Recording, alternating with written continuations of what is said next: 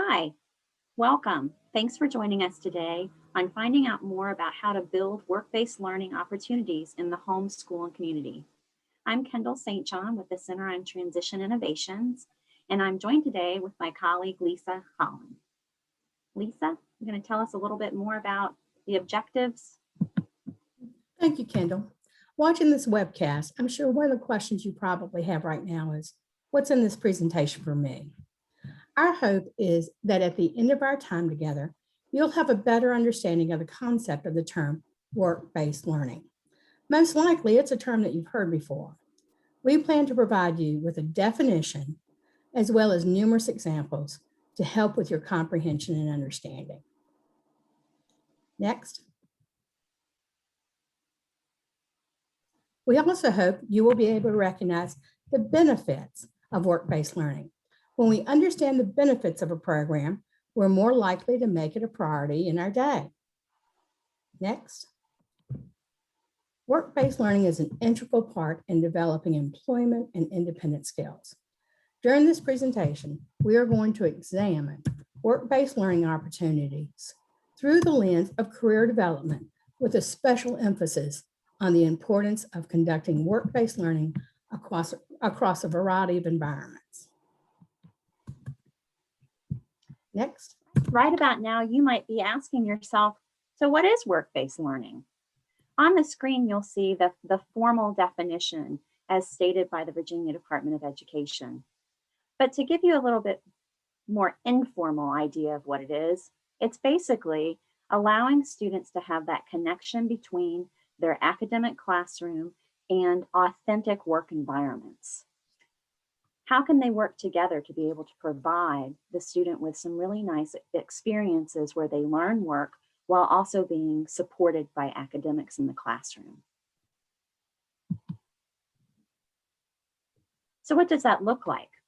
Well, it could be a one-time occurrence for a work-based learning opportunity, or it could be continuous experience. For example, you might have a student who's really interested in working with small children. Starting out, they might have a one-time experience where they go and just shadow for a few hours one morning at a preschool. Or once they found out that they have an actual interest in that and working with children, they might have an ongoing and continuous experience working one day a week for an entire semester as part of a longer term experiment in whether they want to engage in that work. It could be very short or a long amount of time. A short experience might be 20 minutes with an informational interview with an employer in an area of work that they might be interested in. Or it could be for a much longer experience, maybe a whole semester where they're going 2 days a week to a business to find out more about their interest and to find out a deeper experience with that work. It could be built in to a regular curriculum, such as a lot of career and technical education classes include a work component. Or it could be specialized instruction. A best example of this would be a customized work-based learning opportunity for a student, where we look at what are their skills and experiences and how could they benefit a business, or how could they have an experience that allows them to try out that kind of work.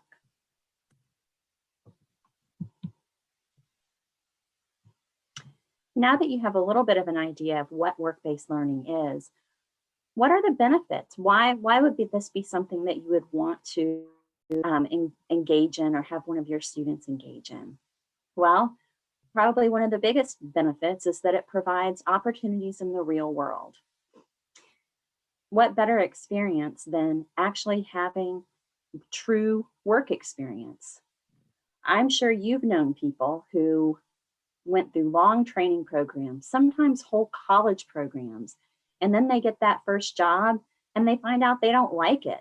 That's one of the big benefits of work-based learning, is that students get to try it out before they make a full-time commitment. It also connects the classroom to the real world. And this benefits the student in two ways. One, so many students see a disconnect between what they're doing at school and their future goals for work and employment. This allows them to see that there are some academic requirements in the kind of work that might interest them. The other benefit, though, is that it allows for some support in those work-based learning experiences for those academic skills. Students who might need some extra assistance with learning the vocabulary that's necessary in a workplace, or experience with counting money that's required for a certain job or experience. So it provides that level of support and connection as well. They also learn those really important general work skills, what you might hear sometimes referred to as soft skills, or workplace readiness skills. We know that those are the kinds of skills that can make or break an experience. And this allows students to be able to both witness those in the true, authentic work environment, but also start to practice those skills as well. In the same vein, it gives students a chance to observe employees working. So it gives them a chance to see them engaging with those work-based readiness skills that all employees need to have. But it also lets them see what are the specific work skills that might be needed for a particular job or a career. And it helps students to network with potential employers. Employers really like to see and like to engage with potential employees. And it allows students to see, oh my goodness, this is what it's like to work with a boss. And here, how can I impress them and help them see that I might be a good employee in the future? I can't tell you how many students I've worked with who have started with an internship or a situational assessment and have gone on to work full-time or continuously for that particular employer. Regardless if we're planning work-based learning experiences for one student or for numerous students, strong partnerships are needed if we're to be successful. Who are some of these partners? Students. Students are the most important partners we can include. Student voice and choice should dictate work-based learning experiences. I was recently working with a young lady who was telling others that she hated anything associated with a nursing career. However, her mother thought that nursing would be the perfect career choice for her. The team ignored the student's voice and enrolled her in a work-based nursing program at her school. It was a miserable experience for the student and for the teacher because we failed to honor the student's choices. Families are also important partners. Home is really often one of the first and most important places for learning work-based readiness skills. They're so critical to all jobs. We need to think about how grandparents and extended family members can be support systems and be partners in developing and implementing work-based learning experiences. Within our schools, we have possible partners in special education, career and technical education, and in what we call our auxiliary staff. If you're in a school which has job coaches or others who specialize in helping students in the community, make sure you take advantage of them. I would love to see our schools hire more job coaches and graduation specialists. Our career and technology staff has extensive experiences working in work-based learning. Make sure you take advantage of their expertise and don't do what I call reinvent the wheel. In other words, if work-based learning experiences are occurring in the general curriculum, make sure our students in special ed are included. Also, another great tip is to use their extensive collection of paperwork and manuals they've already developed. So often I have special education teachers ask me about the legal implications of work-based learning in the community. I always encourage them to do three things. First, see how it's handled through general ed, often through CTE. They figured this out years and years ago. Number two, check out the resources of major transition centers regarding special education law specific to community involvement.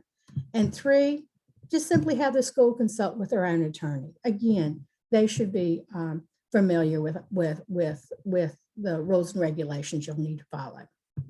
Work-based learning, especially in the community, is not a new concept.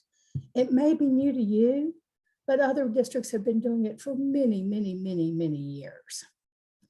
Our auxiliary staff in schools would include people like our physical or occupational speech therapists who can use their expertise to determine supports and modifications for our experiences.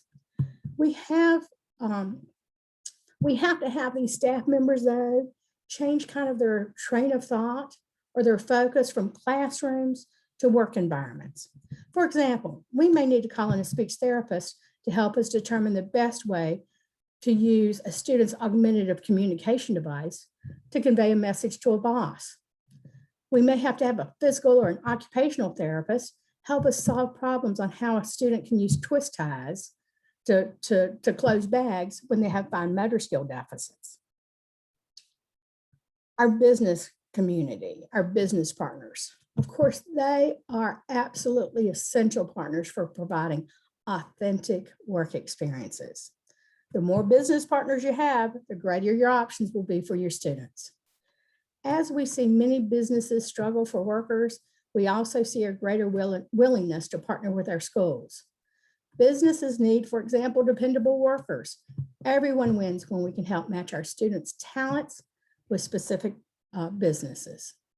And lastly, we find partners within our communities, civic, recreational, religious organizations, in addition to our adult agencies. These partners are especially valuable to helping students integrate into their communities as well as learn job skills. It is important, I often have people ask, is it important to have such a wide range of partners? And the answer is yes. Some of your partners will provide actual services or supports. Some will provide ideas. Some will provide locations for opportunities. Also, I often hear people say, oh, I'm a special educator. I don't know how to approach a business or a civic organization.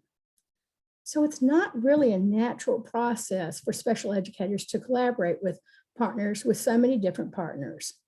It just simply wasn't something that was often included as part of our pre-service training.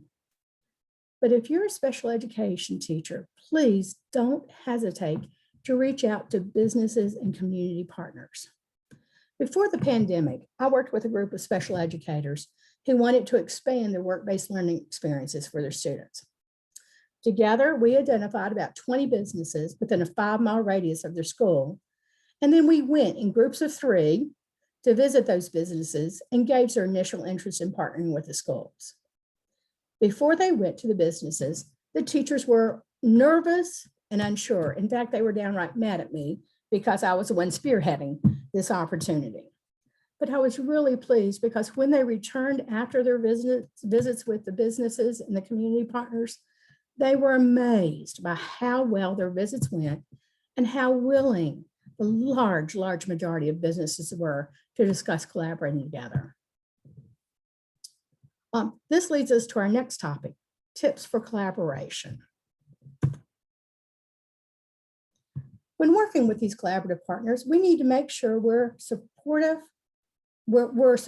positive and meaningful relationships. These relationships must be more than just names on agreements. Our first tip to building a strong partnership is don't overwhelm your collaborators. Don't ask too much, especially too quickly. I've often seen people make the mistake of establishing maybe a work-based learning experience within a business for one student.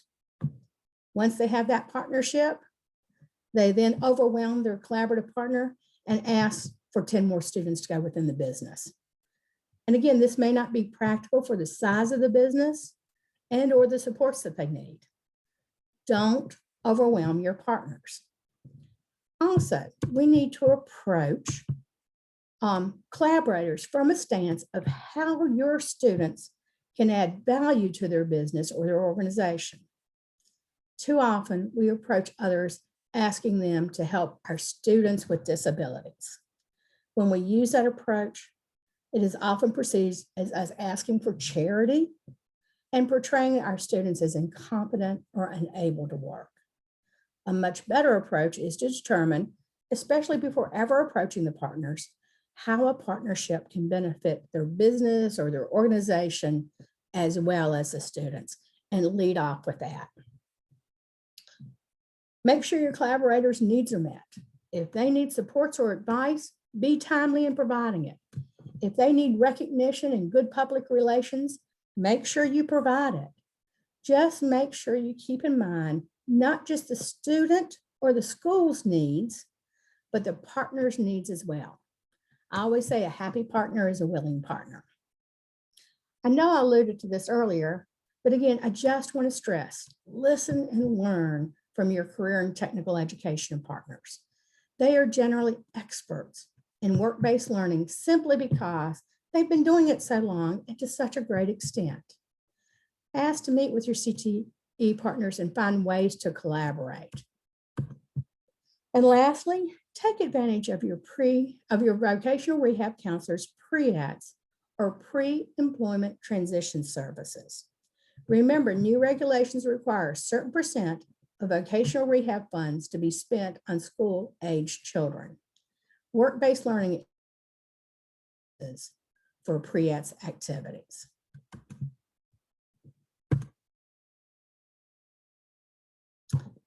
As we stated earlier, we want to provide you with some general or big categories or ideas for work-based learning and some specific examples related to students and or career clusters. We thought it would be helpful to frame our work-based learning discussion as part of career development, or that process we all go through to explore and find our careers.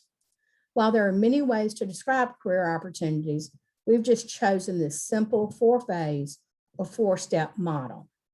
Career development should begin with awareness, learning about lots of different careers, and progress to exploration or connecting your interest with careers, and next to preparation or learning through work, and finally into training, working a specific career of choice. Now that we've had that overview, let's look at some examples of work-based learning activities that fit well into each phase of career development. Career awareness, that's a beginning step in this process. In this awareness phase, students learn about work by learning about various careers. Sometimes I think we overestimate our students' knowledge of careers. A great little activity for you to do is to simply ask kids to brainstorm all the different careers that they know.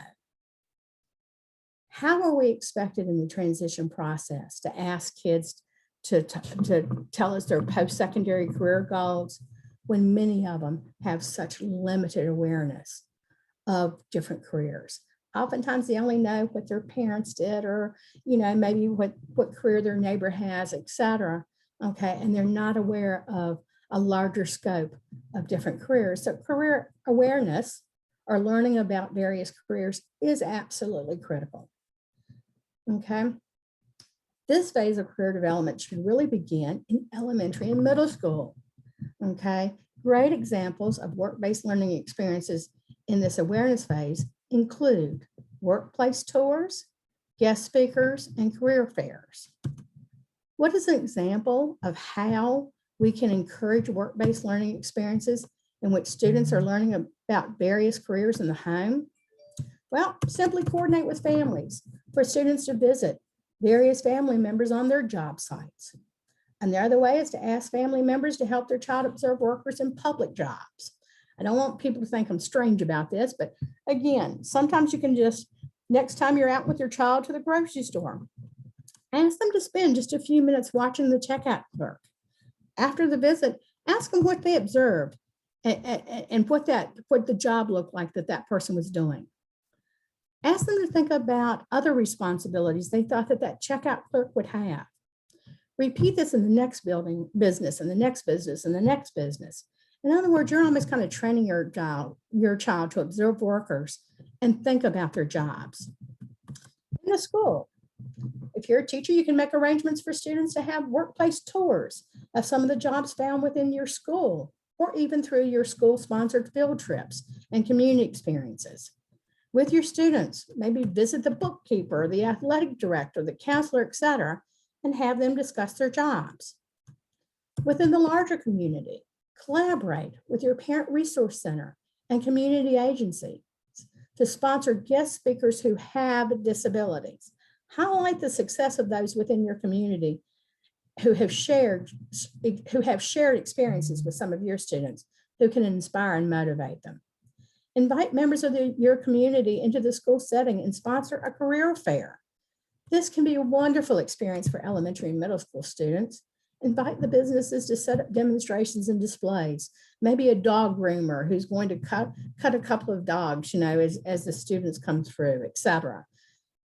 When possible, make it extremely interactive. Next slide. The next phase, or career development, is the exploration phase. In this phase, students learn about work by connecting with specific careers. In other words, we are beginning that narrowing process. We are shifting from exploring many careers to just exploring some of those careers that we have an interest in to learn more about. Some examples of work-based learning experiences in this phase include interviewing those who work in that career field, job shadowing, and setting up mentorships and community projects. Again, thinking of partners in collaboration, how can we spread work-based learning experiences across the student's environment? Assign students to conduct at least 3 informational interviews with people.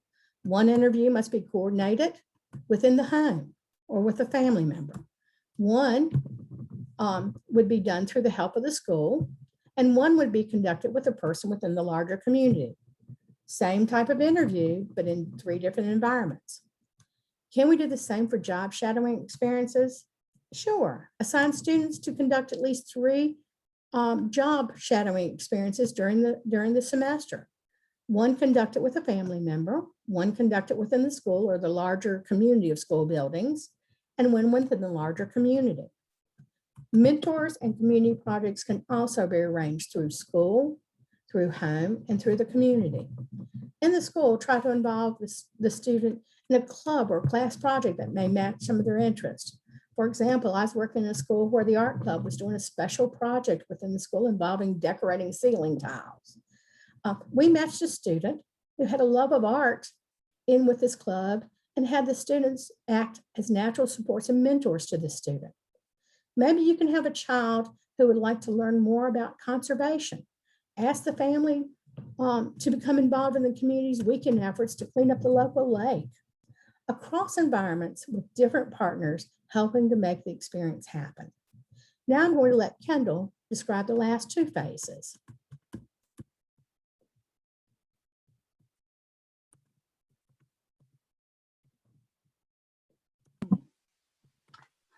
Thanks, Lisa.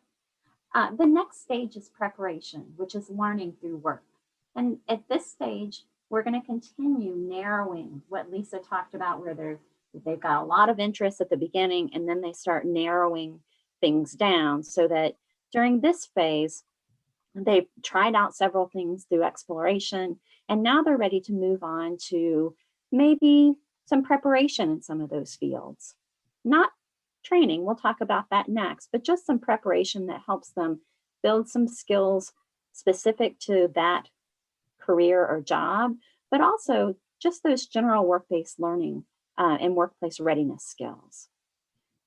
Some examples that we might have for preparation would be, once again, in the homeschool and community. So let's look through and see how students could start building work-based learning skills through those environments, through the home, through the school, and through the community.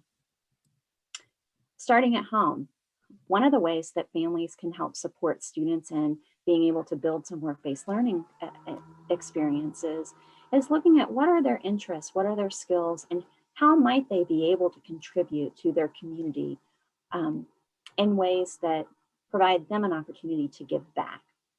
So often the students that we work with, they have a lot of people who contribute to them. Let's look at ways that they can start contributing to their community. This could be through informal volunteering opportunities. It could be through tutoring a younger student. Perhaps this student has a particular skill in a sport, say soccer or baseball, And they're able to maybe work with some younger students, either informally, maybe just in their neighborhood, helping those students to be able, their friends, their younger friends in their neighborhood, to learn some skills. But it could also be something that's more formalized. It could be that they're helping on Saturday mornings with the soccer team that they used to play on when they were younger.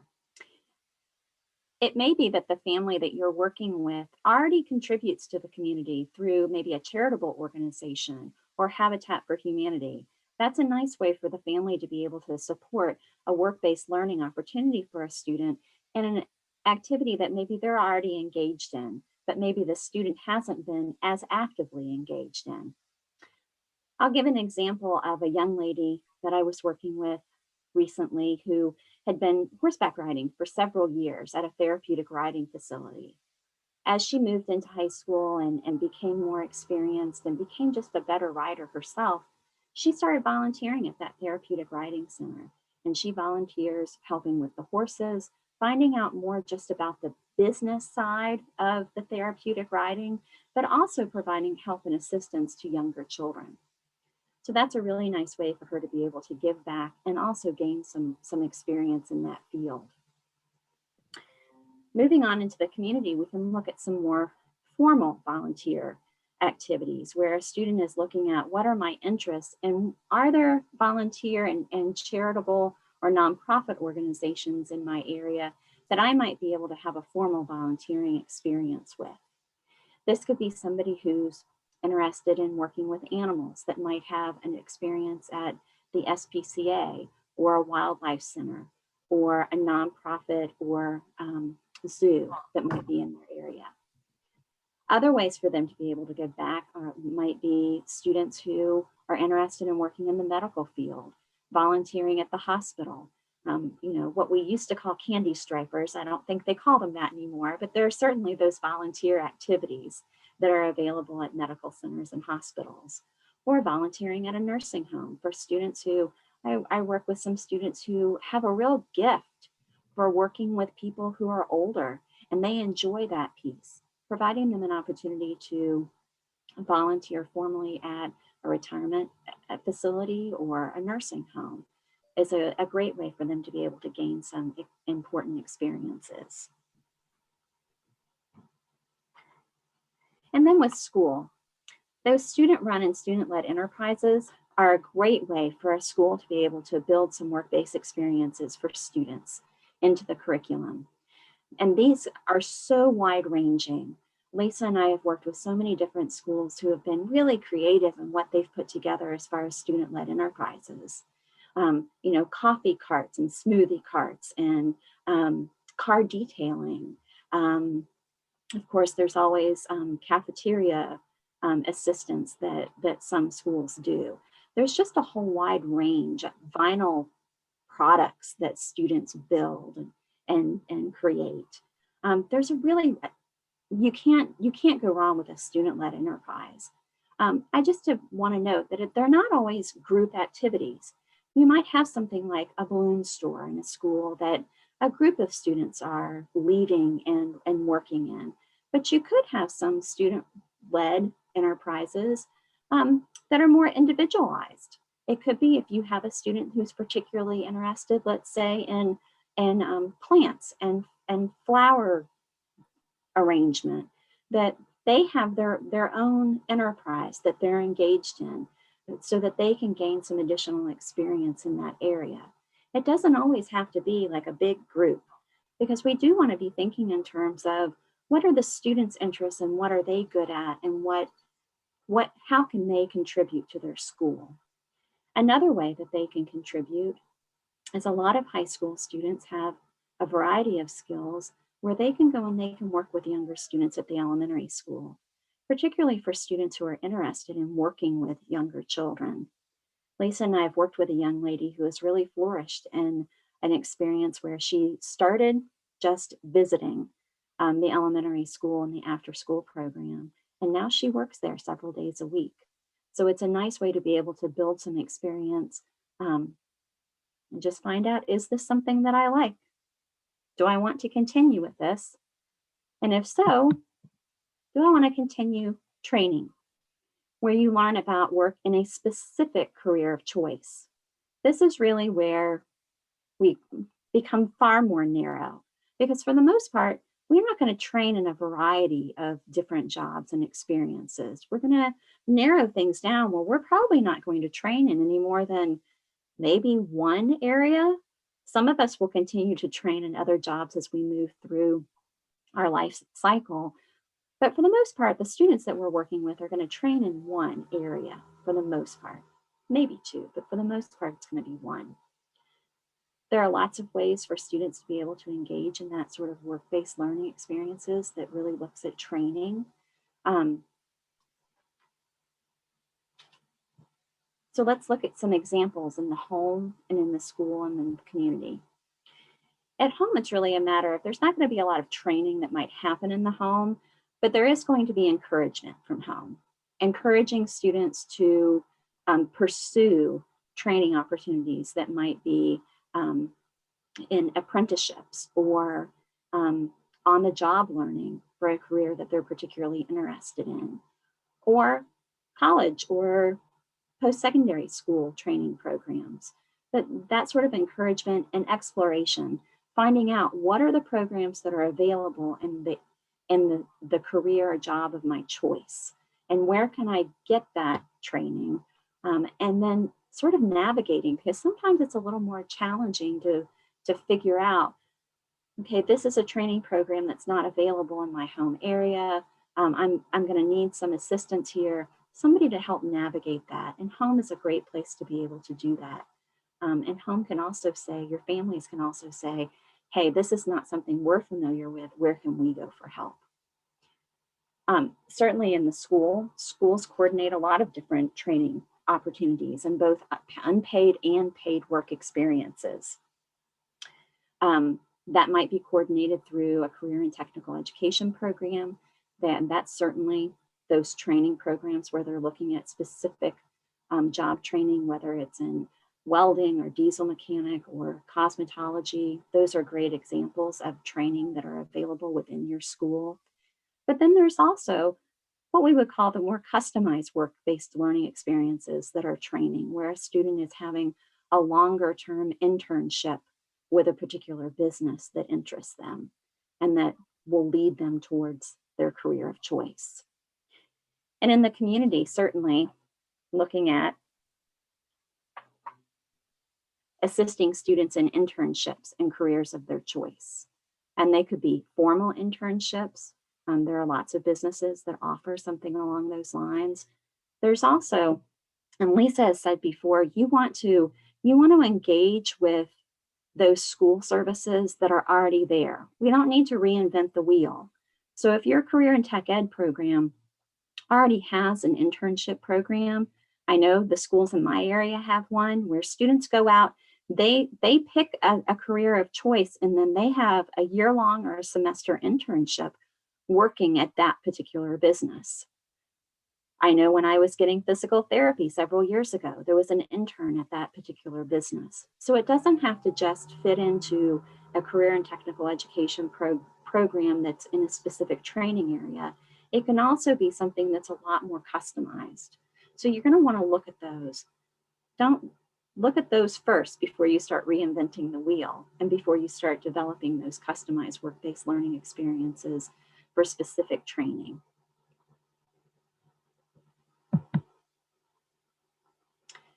So we've gone through those 4 stages of career development.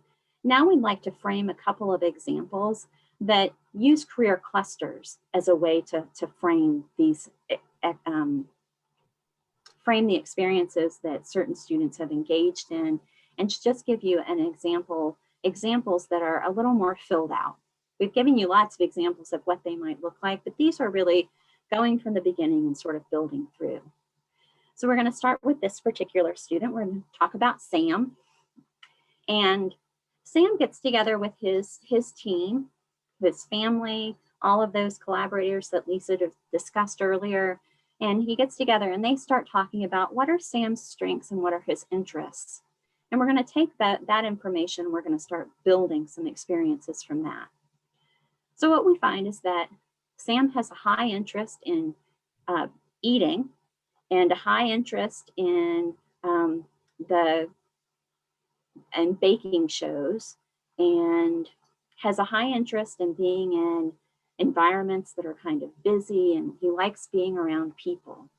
So they start thinking, well, how can we bring in that interest that he has in baking shows, particularly since he's never baked anything? Is there a real interest in that, or is there just a real interest in baked goods, which I completely understand?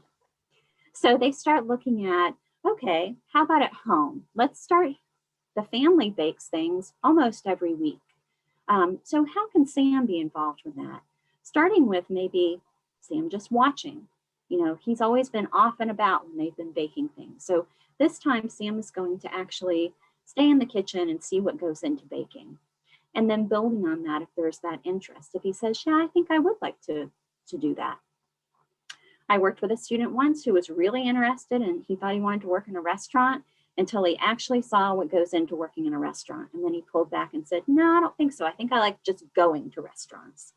So we want to give Sam that opportunity to figure out, is this something I'm interested in? At school, Sam's going to visit the culinary arts program and just see, is this something I'd like to do more long term? If it is, he'll register for that particular program. And in the community, Sam has a really great opportunity for a situational assessment. There's a restaurant in the area whose owner has a particular interest in baking, bakes all kinds of different pastries and breads and cookies and cakes.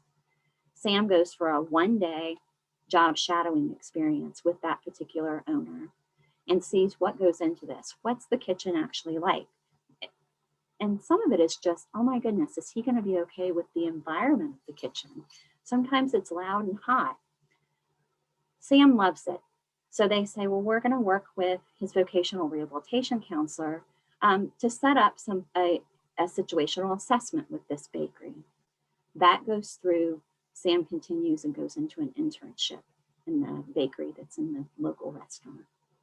So that gives you just a little bit of an idea of how you can work from the beginning when a student has very little experience and start building on those experiences in a particular career cluster. Let's look at another example. This one is a young lady named Connie, and Connie has always been really interested in information technology kinds of things. She's always played computer games and is huge into Minecraft, and it gets on the computer system with her friends, and it's always been something that's of interest. And our mom notices that more recently, Connie has been taking things apart and putting them back together, and is particularly interested in the inner workings of the computer. She thinks, well, I think this might be something that would be good for us to build on. So she contacts Connie's case manager and says, how can we build on this? So at home, mom says, well, let's look at one of those online computer programs through OutSchool. If you're not, our OutSchool is a learning, remote learning process that students can engage in that's specifically geared towards children. And it has a whole range of different coursework. On this particular one, Connie's going to do the computer repair online course. And she and her mom are also going to explore information technology jobs on Virginia Career View at home over the summer. Her mom talks to her case manager, who also talks to the school counselor, and they decide that it might be a really nice fit for Connie to be involved with the 7th grade technology course. So when they're doing scheduling for 6th grade, that's her elective. She decides to take technology, but she also joins the Technology Student Association so that she can be engaged with some other students and start to build on those experiences in a more informal setting. And then in the community, the school counselor is aware of a computer training program that's in the area and knows the instructor and says, hey, would it be okay if this particular student contacts you for additional information?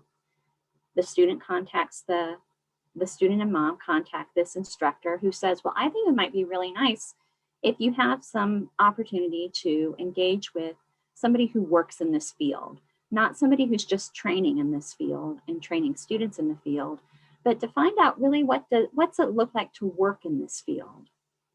So the student starts an email exchange with an IT business for some advice, ends up going in and having an informational interview with that particular business partner. And then with the option of, let's see what happens after the technology course. Do we want to have something that's more long-term once the student has a better idea of, is this something that's of real interest for me? Because keeping in mind that she is in seventh grade. So we don't have to do everything all at once. There can be, let's try this out. Let's do some exploration. Let's make that connection between the curriculum and the work experience in the community. And then we sort of circle back around. How did something go? We're going to circle back around and say, okay, yeah, we'd like to build on that, with the possibility that in the future, Connie might have a situational assessment with that particular business, or a longer term internship with that particular business, or another one, because information technology is very broad. What else might she explore? Okay. Lisa's going to tell us a little bit about a couple of other career clusters and how you can build within those.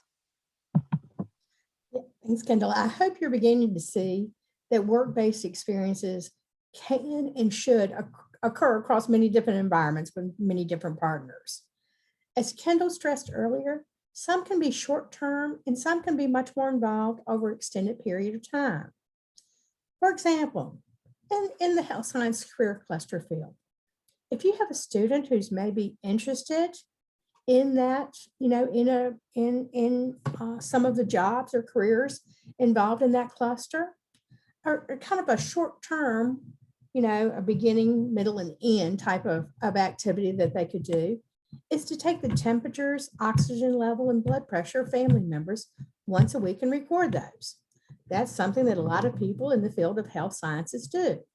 Can that be done at home? Absolutely. We now have those digital thermometers. We have those little pulse ox, devices that we can buy for our homes. And of course, I don't know about you all, but most often when I go to my doctor, they use the blood pressure machines that are automatic, not the ones where the nurses actually listen and take the actual blood pressure. So that's something that, that we could do within the home to start getting, some of those early experiences. A much more time-intensive experience could occur within the community, where this student maybe acts as a volunteer at a local medical facility. I was with my father at his cardiologist appointment. This cardiologist's office was huge. And you went from one bay to another bay to another bay. And then there were like 3 different waiting rooms and things of this nature. And they had student volunteers who helped direct patients at each one of those step-in check-in processes. That'd be a great, to kind of see what it's like to work inside of a medical facility. And then maybe just be able to have access to a doctor or to the nurses for some job shadowing within that medical facility. Another even more time-intensive probably opportunity could be where a student who's interested in health sciences could actually volunteer in a nursing home or an assisted living community. Again, they are actually oftentimes begging for people to come in, and volunteer within their communities. And there's such a wide range of different activities that they could do. But that, again, would be a much more, typically a much more time-intensive experience for those students. Next slide, please, Kendall. And in the field of manufacturing, in this day and age, we also have to recognize the importance of technology for some of our students related to work-based learning. In this example that we have here with technology, with manufacturing, a very short-term, activity could be where the student is interested in manufacturing career cluster, and we have him utilizing an online quiz, to gauge his interest in the field of manufacturing. There's no law, no responsibility, anything of that nature that says that has to occur within the school. That could be a great activity for kids to participate in the home, as long as they have a computer, as long as they have access to the internet. Okay, taking those quizzes, some of those online quizzes are actually very well done and give kids a lot of information about whether or not, initially, whether or not there would be any interest and whether or not they have some of the skills, okay, to be successful in those career fields. Increasingly, businesses are making virtual tours an option to learn more about employment within their industry. As you can see here, we have listed, maybe another activity, is to do one of those tours, within a business. That could be conducted through the school system, or that could be conducted virtually even through the school system. Another way within the community, okay, and this is, I just thought, kind of an interesting use of technology. A friend of mine who's a teacher recently used Facebook as a method of connecting her student who was interested in welding, which fits in the manufacturing field, okay, to some welders that were friends of friends, that the student could interview and learn more about this pathway in the manufacturing career cluster. I just thought that was an interesting, use of technology. The teacher herself didn't know any welders, but she reached out to her network of friends who she trusted, to give recommendations for welders that the student could interview. It actually ended up being a beautiful experience. She ended up getting multiple different welders who volunteered, and they all had such different perspectives. It was actually wonderful for the student. So again, different career clusters, okay, different ways that we can do them across homeschool and community. Now that we've presented some examples of work-based learning experiences, let's quickly review some of the ways you can ensure success or make sure your experiences are making your students really college and career ready. First, make sure you assume that everyone can be competitively employed. I truly believe that everyone can be employed and that we should actually ban the term unemployable from our vocabulary. Too often, the ability of the person to become employed is much more closely related to the adult's ability to customize and or determine correct job matches and job supports the individual needs than it is related to the skills of the individual. We next make sure your students identify and update what we call their SPIN, their strengths, preference, interests, and needs, especially in terms of employment. As adults, we must help students use their SPIN information, okay, to help match them with work-based learning experiences and or to develop individualized or customized work-based learning experiences. Do you remember when we said that work-based learning should be a part of that career development continuum? Make sure that you are moving students along that continuum. Some of the saddest situations I've ever been involved in as a transition specialist involved being called in to consult on a graduating senior who had no idea of their career interest or even their own strengths, preference, interests, and needs related to employment. Lastly, you can help ensure success in work-based learning by recognizing your importance in your students' lives and future. Remember that a high school diploma is not the finish line in education. You need to be each child's champion to not only help them to graduation, but also to being college and career ready. Again, think about it this way. Which statement do you want to be used to describe your students with whom you work? Quote unquote, that student lacked any training or preparation for work, or that student had so many work-based learning experiences, he was abundantly ready for the world of work. Kendall's going to continue this conversation. So I want to be able to collect these successes that Lisa was talking about. There's a lot of rich rich information that can be gained from these work-based learning opportunities. How can we make sure that all of this information is being gathered, but also that it's being shared with people who can make a difference with this information, including it in the IEP, but also including this information as you speak to new employers that might be interested in working with your particular student. So you want to make sure that you're collecting all of this information. Just because a student is going out for something that's work doesn't mean that we don't want to make sure that we have that data. That data is really important for us to have our hands on. But it doesn't have to be complicated. It's pretty simple. It can be part of what you're already doing. If you have forms or processes or your task analysis that you're using with that particular student, those are great ways of being able to collect that success. It tells you, how's the student doing? Are they keeping on task? Are they moving through the process that's expected at that particular employer? Or something just as simple, if you're looking at a student who's job shadowed or had a situational assessment, you want to know how they did, but you also want to know, did they like it? So you're going to want to be, that's why I say it's just as simple as that. Looking at, is this something that they like? Is this something that they don't like? I've heard Lisa say numerous times, it's as important to know what a student doesn't like as it is to know what they like, because I think that's true of all of us. None of us have pursued careers in areas where we didn't like the work that we would be doing.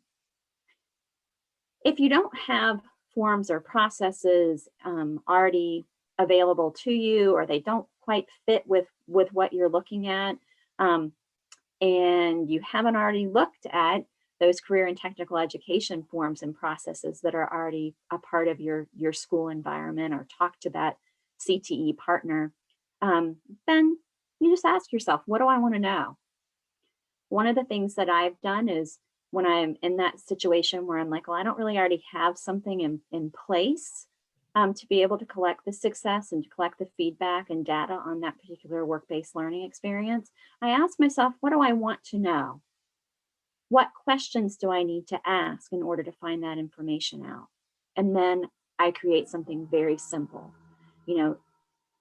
a form, and I'll talk some more about what that could look like.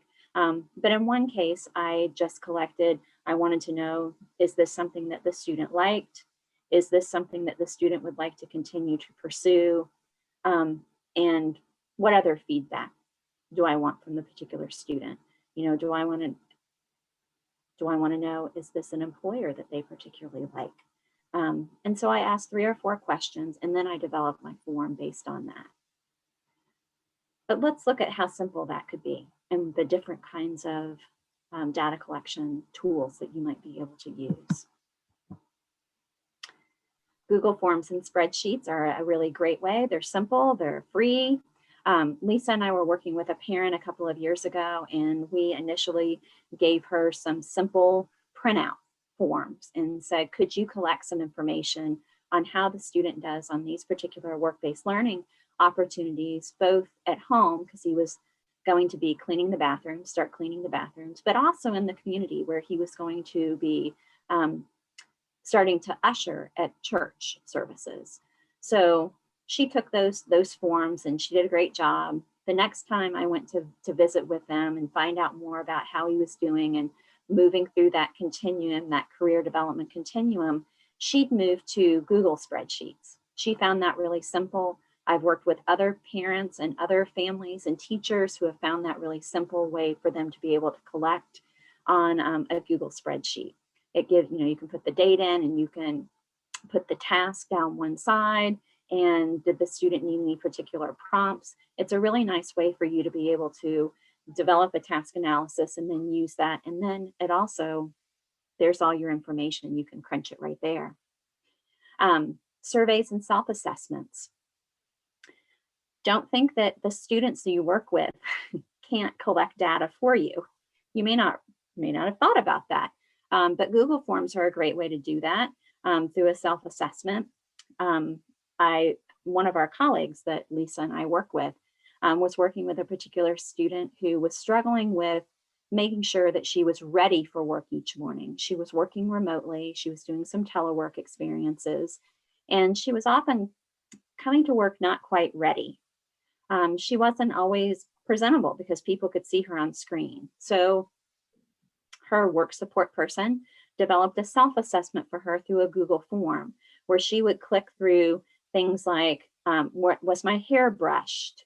Did I brush my teeth this morning? Did I get up on time? Did I take my medication?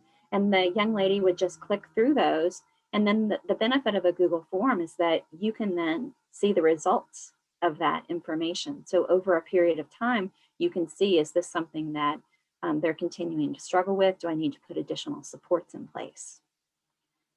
Simple charts, and these can be simple charts that you use with the student, like a checklist. Lisa and I were working with a student recently who had been working in a particular business for several weeks and was doing well, but had started slipping on some of his experiences. The employer came back and said, hey, he's forgetting to do certain things. So we just put a simple checklist in place for him. But that also provided that data for his work support person when they came back, because they were starting to fade. So that allowed them to see, are they getting that work done? So you don't always have to do this on your own. You don't have to feel the weight of the world that you have to be the one collecting all this data. Use your partners. They're usually more than happy if you show them what you'd like to collect, because it benefits them if the student is able to keep on track and if they can start to see where a student may need some support or help. But also, like I said before, the student is a great person. If it's a home experience, asking home. The parent we worked with she was a fantastic collaborator in terms of collecting that information. Your task analysis is a great place to be able to collect that information and using those prompts to see if you're moving towards independence in a particular work environment. And then simple observations, evaluations, and interviews are other ways that you can collect that data. You just want to make sure that you're collecting that really rich information so that you can continue to build on those experiences and share that information with others. So that brings us to a close today. We're glad you joined us to learn a little bit more about work-based learning opportunities in the homeschool community. If you have any questions, please don't hesitate to contact either myself or Lisa. Our email addresses are there. We'd be happy to talk to you further and answer any questions you may have as you start to build some additional work-based learning opportunities. Thanks.